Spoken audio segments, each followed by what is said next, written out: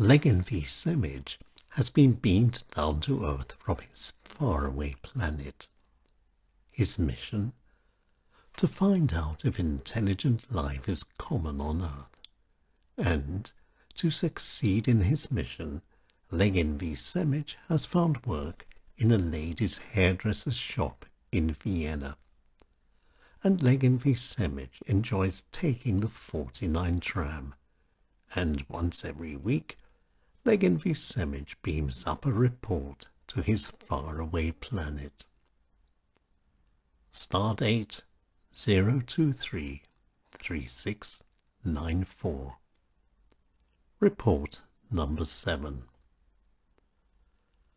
When one door closes, another one opens, is a popular saying down here on Earth.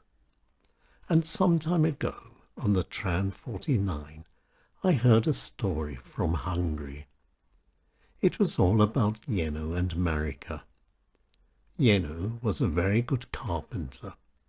He made doors, window frames, and other wooden things for a living, and spent his free time rebuilding their house, which, by the way, was built out of wood. Marika, on the other hand, was totally different. She was a brilliant cook. She was religious. She worked at the local school and had many interests in life. But Jenno and Marika had one thing in common: doors. Doors were important for Jenno and Marika. And it was this very unusual passion for doors that had turned their house from being what it once was into what it became. Once upon a time, Jenno's and Marika's house used to be a very nice little house. It had a back door, a front door, a front garden, and a back garden too. All very normal and all very pretty. Then this nice little house became something unusual. A confusion of doors. A house with many ways in and many ways out. And the first new front door was not long in coming. Jenno and Marika put it in the side of the house, which then became the new front of the house because it was nearer to where they parked their car. Quite sensible, really. So now Jenno and Marika had one back of their house, an old front of their house, a new front of their house, and one side not too. And the dog, which used to be tied up at the back of the house, was then, without being moved, chained up at the front.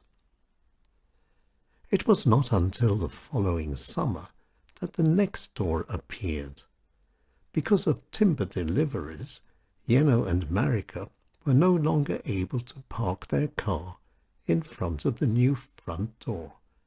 They were having to park their car in front of the last remaining side of the house, which was neither the front nor the back.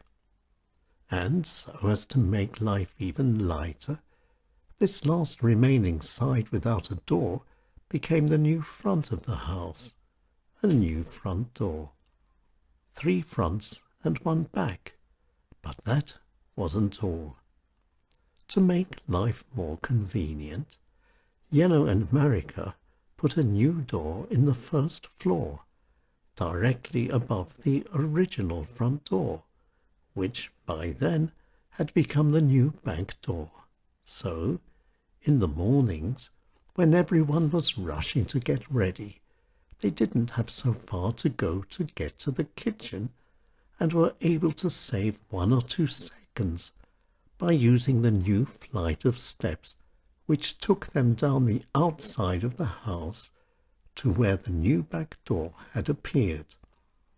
That, of course, worked perfectly well, provided that the back door wasn't locked, which it usually was, so nobody used the new front door on the first floor.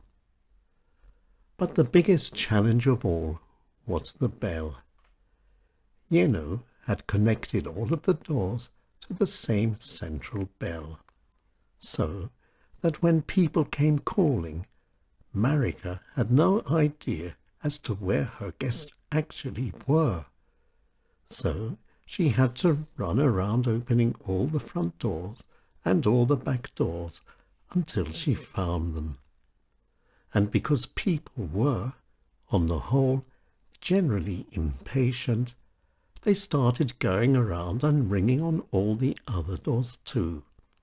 And so the confusion continued.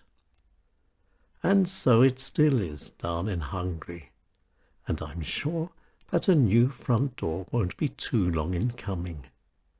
And now it's time for me to finish my report. But before I finally go, here are some very high thoughts from my faraway planet. A book full of wonderful words is no use at all if not even read. See you next week. Yours, Legin V SEMAJ.